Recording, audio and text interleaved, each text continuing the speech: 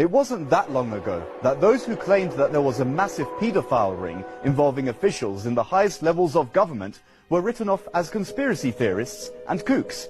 That is no longer the case, at least in the UK.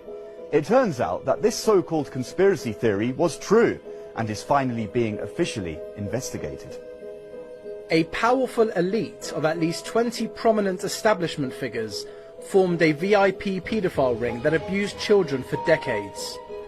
Senior politicians, military figures, and even people linked to the royal family are among the alleged abusers.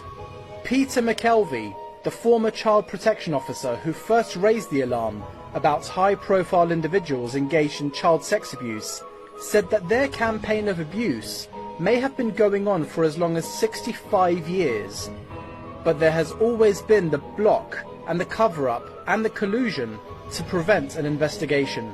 Over the years we've received many allegations of abuse at the highest levels of government. Past Prime Ministers, past senior members of the British Cabinet have been mentioned as abusing children. It doesn't get much worse than that. We're talking about the worst kind of crime committed by the people who are supposed to be running the country. A teenage boy working at Buckingham Palace revealed he was groomed and sexually abused by a VIP paedophile ring there. The lad was also assaulted at the royal family's Scottish retreat Balmoral. In a heartbreaking note, the boy, then just 16, told how he was the victim of exploitation of the highest order. The disturbing account was passed directly to the then Home Secretary Leon Britton, but he ruled it was not practical to investigate. Palace officials have already been linked to the notorious brothel, the Elm Guest House in southwest London. It was first in 2008 that news about deep roots of paedophilia inside Buckingham Palace emerged. Former Buckingham Palace butler was unmasked as a sexual predator who ran a paedophile ring while serving the royal family. Bachelor Paul Kidd, 55, was leading a secret double life as a serial child abuser who molested a string of boys over a 30-year period. Well, it seems that in Great Britain, protecting paedophile politicians is now turning to a matter of national security. Those with the sickest minds and who wish to act upon their destructive fantasies understand that they can most easily get away with their deeds if they are protected by an aura of power and ostensible respectability.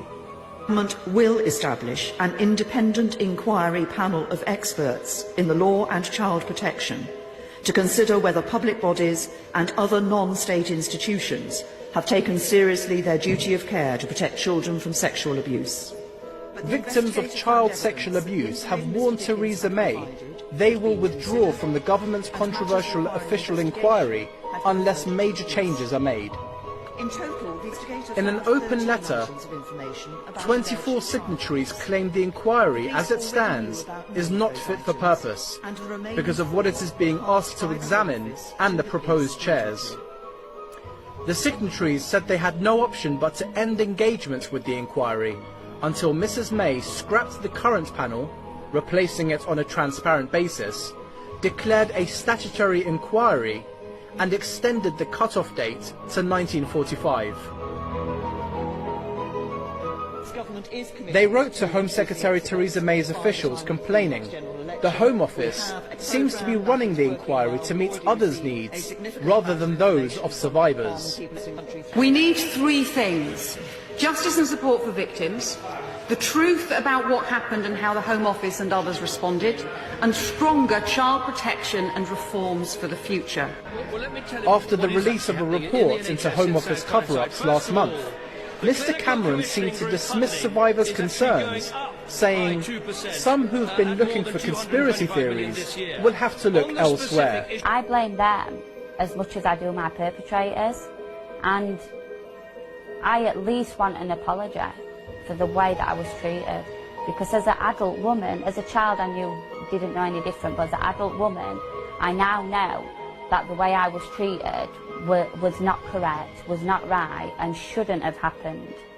And not just with me, but then continued to happen with other people. Meanwhile, child abuse survivors want the timescale of the inquiry into VIP paedophiles pushed back to the 1950s to avoid a whitewash.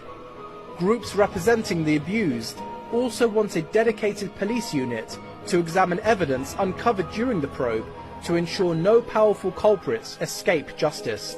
However, victims' calls fell on deaf ears, and May snubbed sex abuse victims for trip to Brussels. She skipped the emotional meeting where victims were demanding that the troubled historical abuse inquiry starts as soon as possible.